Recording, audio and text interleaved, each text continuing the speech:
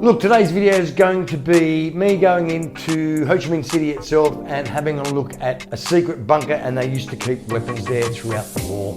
I'm going to pop in there, a little bit of a controversial there, I'll let you see throughout the video. There's two types of bunkers there, one's real, one's not.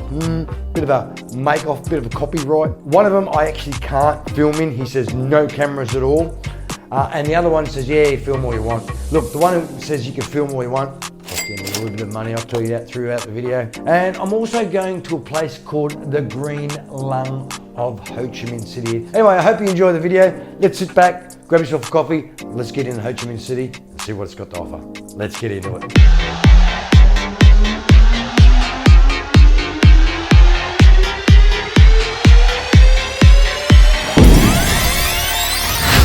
Righto, we're in Ho Chi Minh City itself and we're at the secret bunker that used to keep a lot of Vietnamese war artifacts and everything else. It used to be a secret place that they used to store stuff. Now it is around 30,000 dongs to actually get into the place. Righto, let's get in there and have a look. Righto, when you actually come through the site, there's so much to see and do around here. You come here, the old radio, or wireless as that we used to call in the olden days. Mate, seriously, there's some old radios here, and they've even got an older vehicle that still actually works. It's in here at the moment. It's made out of tin, of course. Used to be the old army. Believe it or not, it's an XE Citroen. Wow, what a cool little vehicle. In the picture behind me is the gentleman called Tran Van La. Look, if I've pronounced that wrong, of course my Vietnamese is not very good.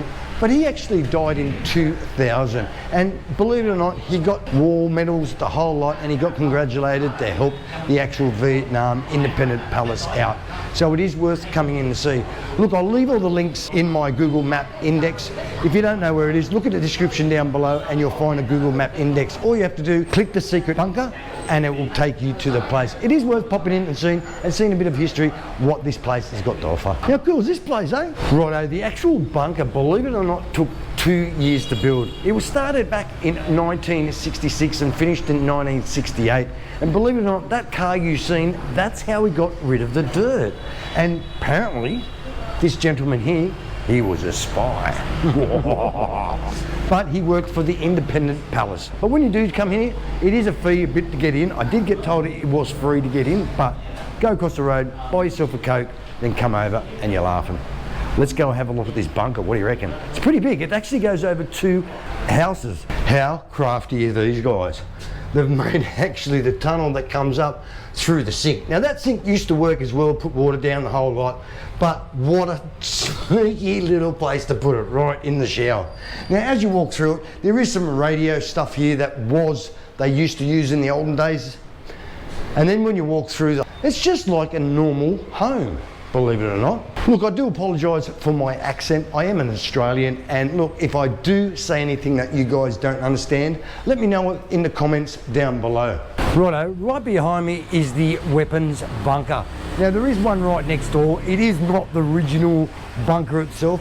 It is a make-off, and they've tried to actually outdo this place. Now the place I went to before with the bunkers, that, believe it or not, ends up costing you money. But the one right behind me with the bunkers, now that is worth coming in to see. It's got lots of information about the gentleman who actually dug it out, and there's actually weapons down there. Look, there is no photographs in there unless you're probably Vietnamese and you might be able to take some pictures and stuff. But when I went in there, he wasn't allowed to take any pictures. But if you're in the area, come and have a look. And while you're in this area, right down this area here, is a street with lots of market. There's food, drinks. Mate, believe it or not, you can get everything in this little street. Look, when you're in Ho Chi Minh City, the best thing to do is just go for a walk and get lost. Rightio, we've come into the Ho Chi Minh City at the moment to one of the biggest parks in Ho Chi Minh City. It is called the Green Lung of Ho Chi Minh City. It is a great place to come and visit. There's sculptures, there's playgrounds, there's even toilets here. There's even rap guys that walk around and dance in the area. It is worth coming in to see. If you're here in February, pop down, right across the road from here is the Flower Festival, and it's in February. So keep an eye on it, look on the websites and stuff like that. Look, I'll leave some links down below that you can actually find out about the actual Flower Festival itself. But when you're in town, come and have a look. It's got 5 hectares of lush green park.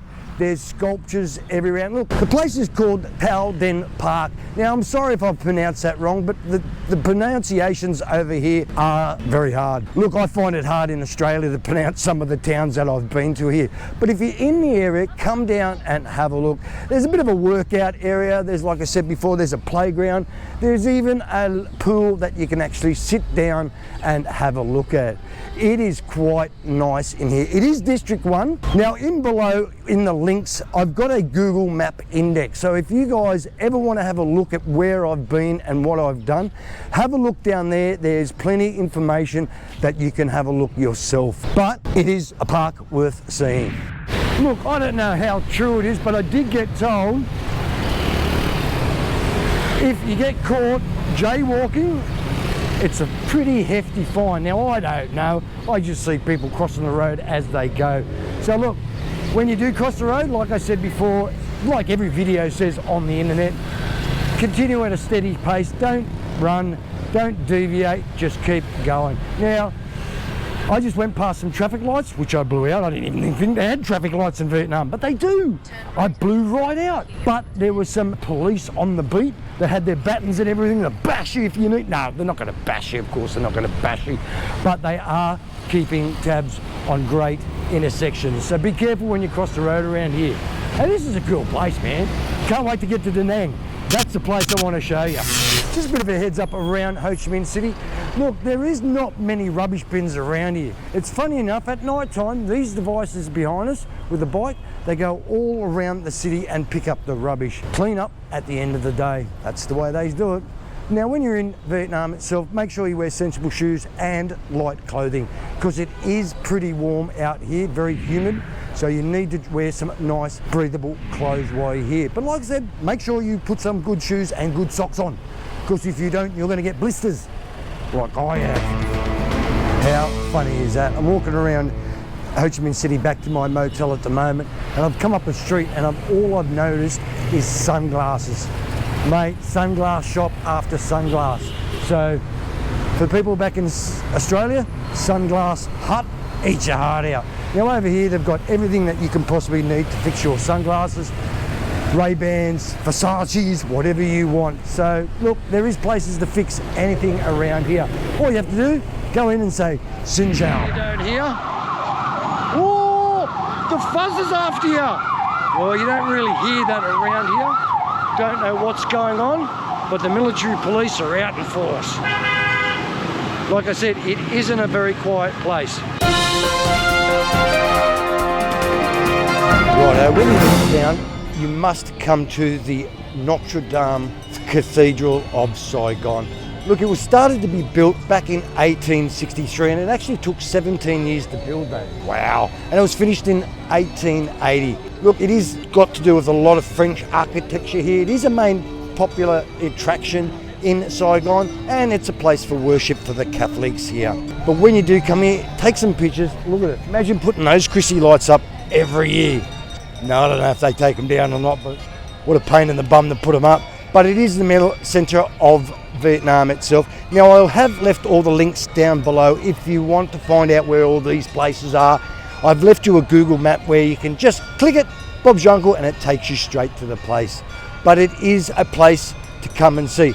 Believe it or not, it's right across the road if I spin around from the actual post office itself. So you can't actually miss it. It's huge. Look, I do advise everyone to come here at night time and see it, because it is a sight to see.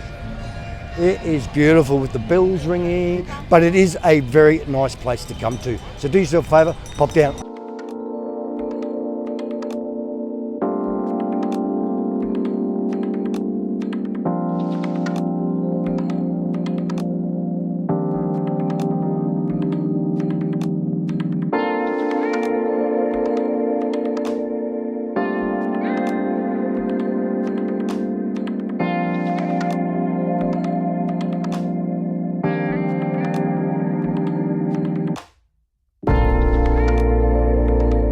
Thanks for watching. I really hope you liked the video. Smash that thumbs up, share it with a friend, turn your notifications on, and hit that subscribe button. Have a great week, and I'll catch you in the next video.